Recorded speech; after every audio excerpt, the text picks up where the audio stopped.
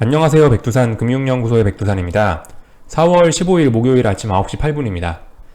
어제 밤 영상에 비해서 일단 제가 녹음하는 이 소리 좀 커졌죠? 예.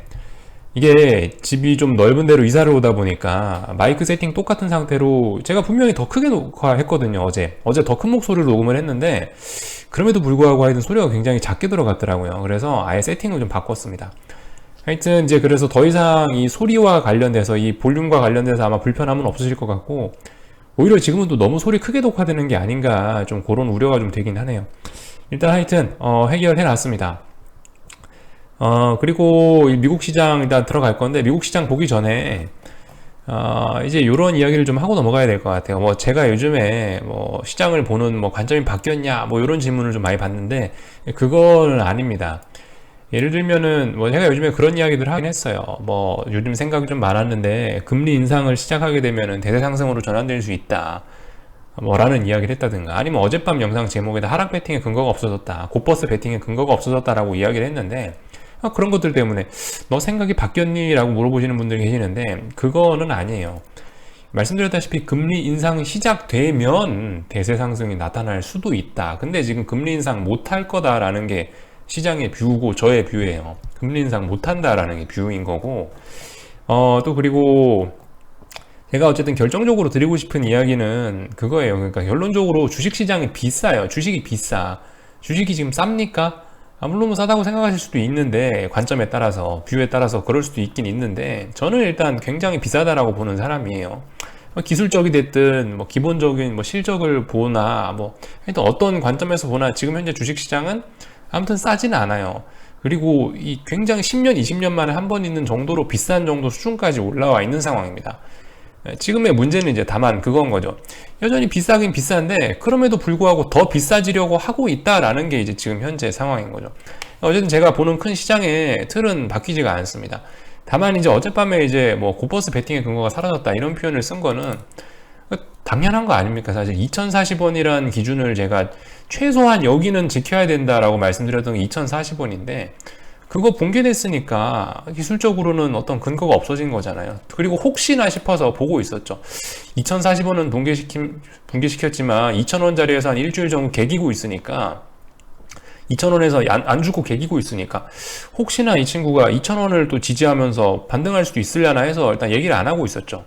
근데 이미 뭐 그죠? 이거 2,000원도 이미 이렇게 붕괴가 됐기 때문에 이 기술적으로 잡아야 될 근거는 없다. 그렇게 하방 베팅할 근거는 없어졌다. 그런 식으로 이야기를 하는 겁니다. 핵심적으로 어쨌든 제가 계속 드리고 싶은 이야기는 지금 주식시장이 더럽게 비싸다. 버블이 여기저기 안 낀 데가 없다. 버블의 끝은 반드시 안 좋게 끝난다라는 게 제가 어쨌든 계속 주장하고 있는 바고, 그게 이제 핵심적인 내용인 거고, 큰 물줄기는 계속 가는 겁니다.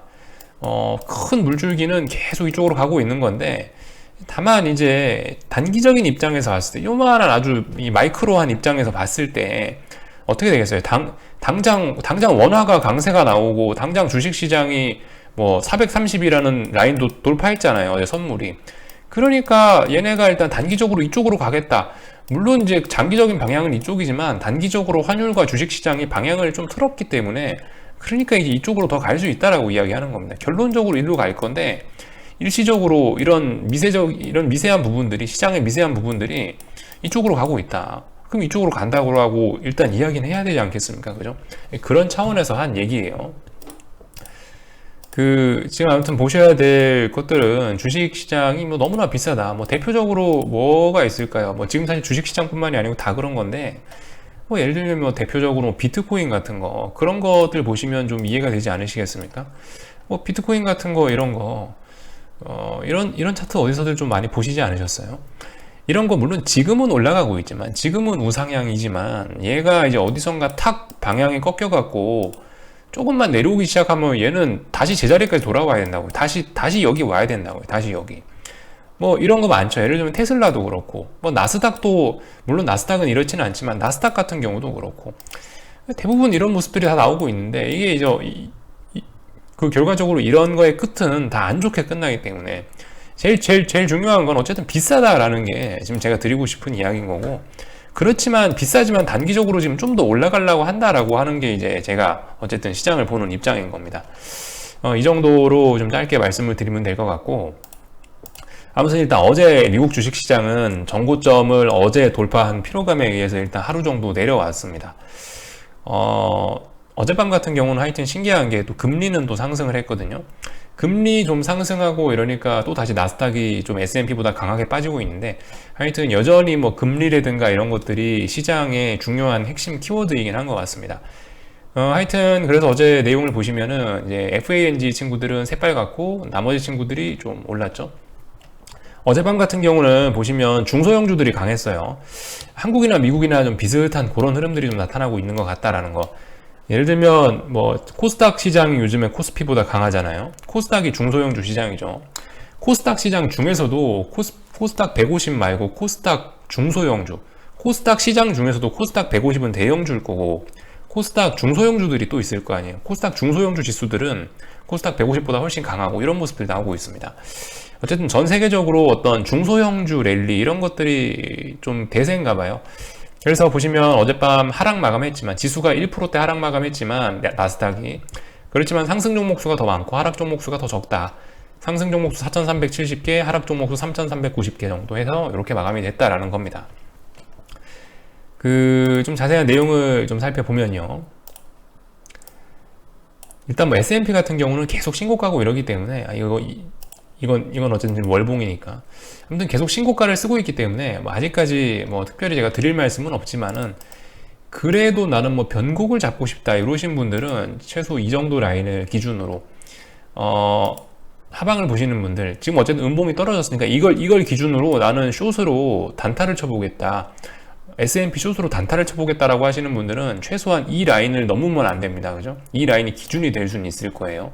4130 정도 됩니다. 4129, 4130 요 정도 자리인데, 요 자리가 뭐냐면은 지난 한 1, 2, 3, 4 거래일 정도 여기를 기준으로 해서 움직였죠. 그러다 일단 이게 붕괴가 살짝 된 거고, 이거를 못 넘어가는 한은 하락을 단기적으로 볼 수 있습니다. 이걸로 일단 단타 정도는 할 수 있다라는 이야기 정도 드리고, 나스닥 같은 경우도 그렇습니다. 나스닥 같은 경우는 여기 전고점이죠. 얘는 나스닥 같은 경우는 이거 일단 현물 기준으로 해서 뭐 13,845? 요 자리가 일단 중요한 자리인데, 이걸 일단 어젯밤에 깨긴 깼습니다. 물론 이거 음봉 하나 나왔다고 여기서 이제 무조건 꺾일 거야 이렇게 볼 수는 없습니다. 아직까지는 그럴 수는 없고, 다만 이제 난 가만히 있기 심심하고 나는 그래도 이런 자리에서 한번 단타라도 해보고 싶다, 숏으로 단타 쳐보고 싶다 하시는 분들은 할 수 있어요. 이걸 기준으로 해서 여기 전고점이죠. 전고점을 기준으로 해서 이 전고점 자리를 지금 붕괴시킨 거니까 볼 수 있죠. 단기적으로는 볼 수 있어요. 이거를 다시 돌파한 척 하지만 않고, 이거를 돌파한 척해서 위쪽으로 날아가지만 않으면, 이거 돌파한 척 하지만 않으면 아래쪽으로 볼 수 있어요. 그 정도는 할 수 있습니다. 물론 근데 지금은 이런 건 그냥 뭐 힘 빠지니까 기왕이면 좀 안 하고 그냥 가만히 구경하는 게 더 나을 수도 있겠습니다. 이 말씀드렸다시피 지금 큰 그림이 이미 뭐 월봉 단위로 해서 보면은 지금 뭐 과열까지 왔는데, 그럼에도 불구하고 조금 더 올라가겠다라고 한다면은 이거 그죠? 지금 숏배팅을 할 수는 없어요. 아직까지 숏배팅을 할 만한 근거는 일단 없어졌어요. 뭔가 붕괴시킨 것도 아니고 상승 중이기 때문에 아직까지는 할 수가 없고, 그렇다고 올라가는데 베팅하기도 좀 부담스럽고, 그러니까 지금 어쨌든 계속 아무것도 안 하는 게 제일 좋아요. 아무것도 안 하는 게 제일 좋다는 생각이고, 뭐 이 와중에 심심하신 분들 단타 쳐보고 싶다는 분들은 이제 제가 방금 말씀드린 뭐 13,800 얼마 뭐 그런 라인을 기준으로 접근을 해볼 수 있는 거고, 아무튼 뭐 그렇습니다. 지금 아무튼 더럽게 비싸다라는 게 핵심적으로 드리고 싶은 이야기고, 뭐 그렇습니다. 아무튼 어젯밤에 음봉이 나왔지만 일단 좀 더 지켜봐야 된다. 아직까지는 뭐 이게 그냥 눌림, 이제 여기 있는 갭을 메꾼 거밖에 안 되는 걸 수도 있습니다. 그래서 뭐 이 정도 이야기를 드렸고, 어젯밤 하락에 그래서 일단 큰 의미를 부여하지 말자라는 거고, 그 와중에 이제 금리하고 채권하고 이런 것도 상황 체크해 봐야 되겠죠. 제가 중요하게 이 10년물 금리인데요. 제가 중요하게 보는 라인이 1.625죠. 1.625 라인을 보시다시피 어젯밤에 또 안착을 해놨어요. 또 다시 돌파 안착해서 이 위쪽에서 돌고 있어요. 죽을 만한 자리거든요. 더 아래쪽으로 죽을 만한 자리인데 안 죽고 있어요. 일단 여기 어딘가에서 버티고 있습니다. 버티고 있다란, 물론 이게 어젯밤에 버텼기 때문에라도 나스닥이 뭐 살짝 하락을 했겠죠. 뭐 물론 나스닥이 많이 올랐으니까, 뭐 전고점 돌파 한창 하면서 힘을 썼으니까 어제 쉬었다라고 이야기할 수도 있겠지만, 아무튼간 어젯밤에 일단 금리가 상승하면서 나스닥이 뭐 떨어졌다라고 이야기할 수도 있을 거예요. 금리와 관련된 부분이 어쨌든 쉽게 안정되지는 않습니다. 사실 이게 상식적인 거긴 해요. 왜냐하면 이틀 전인가 나왔던 CPI가 인플레이션이 더 빨라진다 뭐 이런 식으로 결과가 나왔잖아요. 그럼 금리 오르는 게 당연한 거거든요. 근데 이제 하여튼 이게 지금 시장에 좀 늦게 반영이 되려나 어떻게 되려나 모르겠습니다.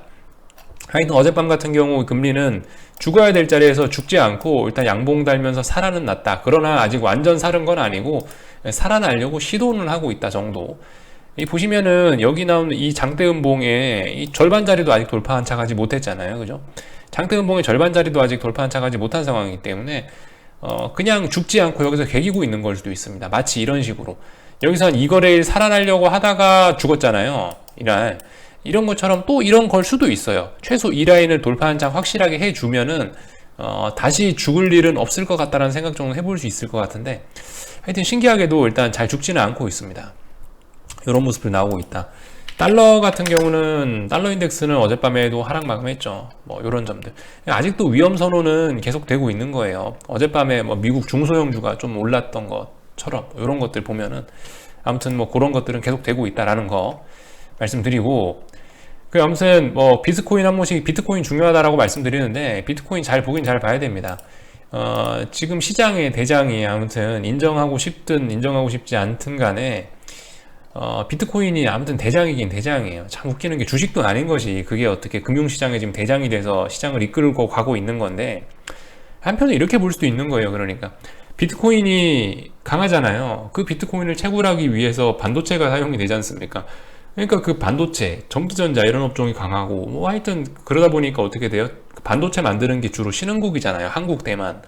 뭐 한국, 대만 뭐 이런 것들 해서 신흥국도 많이 올라가고 이게 좀 비트코인하고 전 세계가 지금 비트코인하고 전 세계 금융시장이 예전엔 연결이 안 돼 있었는데 지금은 이제 워낙 이게 비트코인이 덩치가 커지니까 둘이 연결이 돼 가지고 오히려 이제 이게 비주류였는데 비주류가 지금 주류에 영향을 미치고 있는 이런 독특한 모습이 나타나고 있는 건데 하여튼 비트코인 같은 경우 잘 봐야 되겠죠. 월봉 같은 거 보면 아찔합니다. 그죠?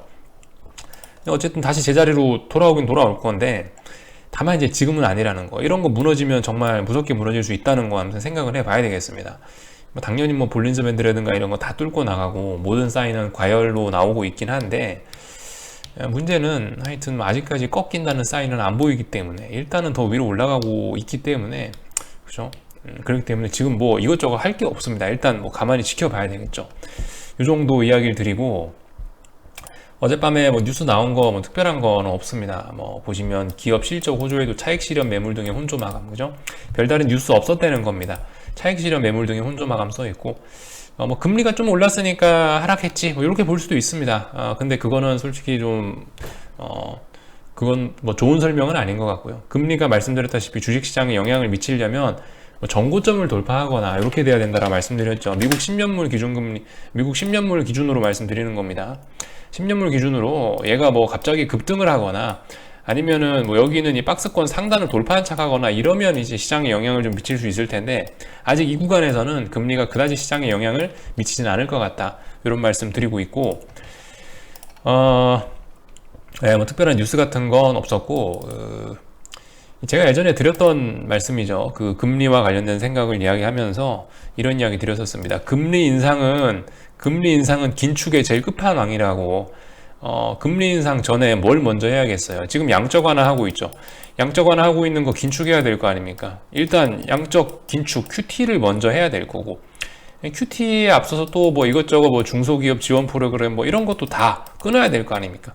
일단 이렇게 지금 중앙은행의 권리를 중앙은행의 어떤 권한을 약간 넘어서서 월권하는 듯한 이 신종 부양책 같은 거 이런 것들 다 종료하고 양적 긴축도 하고 그 다음에 이제 끝판왕으로 이제 금리를 올리는 거라고 말씀드렸는데 그런 내용이 이제 어젯밤 뉴스에 나와서 한번 좀 말씀을 드리고 여기 있죠. 파월 의장 금리 인상 훨씬 앞서 금융 완화책 축소 단행 가능성 시사라고 나와 있는데 지금 어쨌든 이 경제가 완벽하게 회복되고 이런 게 아니라서 금리 인상까지는 한참 금리 인상은 아직 꿈도 못 꾸는 거고 금리 인상 전에 이제 금융 완화책 축소 단행 가능성이라고 나와 있는데 이거 금융 완화책 축소만 단행해도 지금 주식시장은 굉장히 큰 타격을 입을 가능성이 높다. 왜냐? 이미 비싸니까.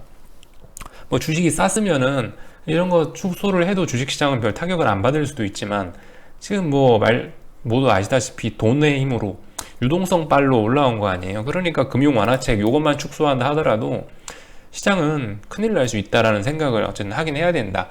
이런 이야기. 제가 말씀드렸던 건 금리를 인상하면은 그땐 대세 상승으로 이어질 수 있다라는 가능성을 말씀드린 거지 금리 인상한다가 아니잖아요. 그죠? 아무튼 그런 거고, 그러면서 어제 또 파월 의장이 또 한마디 했더라고요. 가상화폐는 투기일 뿐이다. 비트코인 파월 한마디에 뚝 이러 써있죠. 그런 거예요. 그러니까 비트코인이 지금 많이 오르고 있긴 한데 이 비트코인을 화폐로서 누가 인정을 해줄 거냐고요. 그죠? 여러분들이 중앙은행장이라 생각해 보세요. 여러분들이 어떤 한 나라의 대통령이나 한 나라의 정치권이나 이렇다고 생각해 보세요. 한 나라의 내가 대표다라고 생각해 보세요. 내가 한 나라의 왕이고 대표면은 내가 이제 내 나라의 화폐를 내가 찍어내서 경제권을 내가 컨트롤해야지. 누가 찍어낸지도 모르는 가상화폐 같은 거를 그걸 우리나라의 통화로 쓰자 이런 이야기를 할 수 있겠습니까? 기득권 입장에선 그건 절대 할 수가 없는 거죠. 그러니까 이 비트코인 같은 거는 그래서 일단은 이게 제도권으로 들어오기는 사실상 그죠? 비트코인이 제도권으로 들어오려면 최소한 연준을 이겨야 돼요. 일단은 연준도 이기고 각국 나라 정부들도 이기고 해야 되는데 그게 쉽겠냐고요. 그죠? 그건 어렵다. 그러니까 하여튼 조심해야 된다. 비트코인 같은 거 특히나 조심해야 된다. 이런 이야기를 좀 드리고, 한국 시장 이제 보면 되겠죠. 특별한 거 지금 없죠.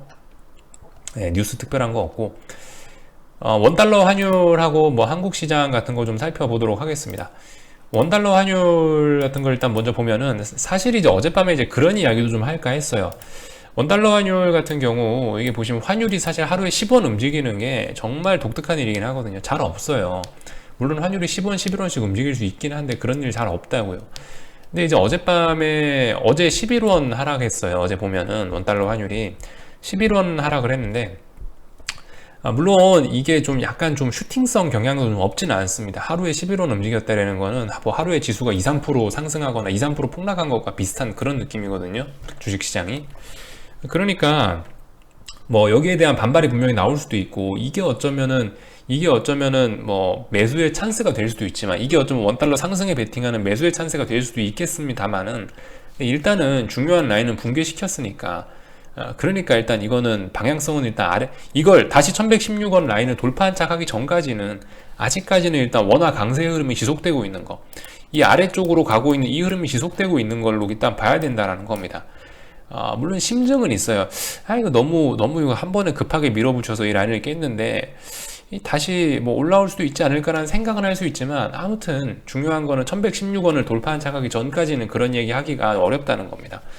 정확하게 얘기하면 1116.6원, 7원 이 자리를 돌파하기 전까지는 일단 아직까지 이 음봉은 의미가 일단 있는 거라고요. 근데 다시 만약 1116.6원이나 7원 정도 돌파한 척하고 다시 이 박스 내로 이 환율이 겨우 올라온다면은, 그러면은 이제 이 음봉은 페이크가 될 수도 있겠는데, 아무튼 아직까지 이 라인 밑에 있으니까, 중요한 라인을 아직까지 회복하지 못한 상태니까 이건 일단은 원화 강세 압력이 작용하고 있는 걸로 봐야 된다. 아래쪽으로 가려고 하는 이 압력이 작용하는 걸로 봐야 된다라는 겁니다. 그래서 아무튼 일단 어제 강하게 원화 강세가 나타났고, 그로 인해서 지금 현재 일단 오늘은 버티고 있는데 봐야 됩니다. 올라오면 다시 이 라인을 돌파한 척 하면은 또 다시 살아날 수 있는 거고요. 근데 일단은 아직 돌파한 척 못했죠. 돌파한 척 할 수 있나요? 살펴보면 됩니다. 물론 그럴 수도 있어요. 예를 들면 여기 있는 저점을 아직 낮추진 않았습니다. 그래서 이런 식으로 단기적으로 이렇게 쌍바닥 가능성을 이야기할 수도 있어요. 이야기할 수 있는데, 아직까지는 쌍바닥 만들어진 것도 아니고, 아직까지 쌍바닥이 이거 됐습니다 라고 이야기할 수도 없고, 중요한 건 어쨌든 여기를 돌파한 척 해야 된다는 게 제일 중요한 점입니다.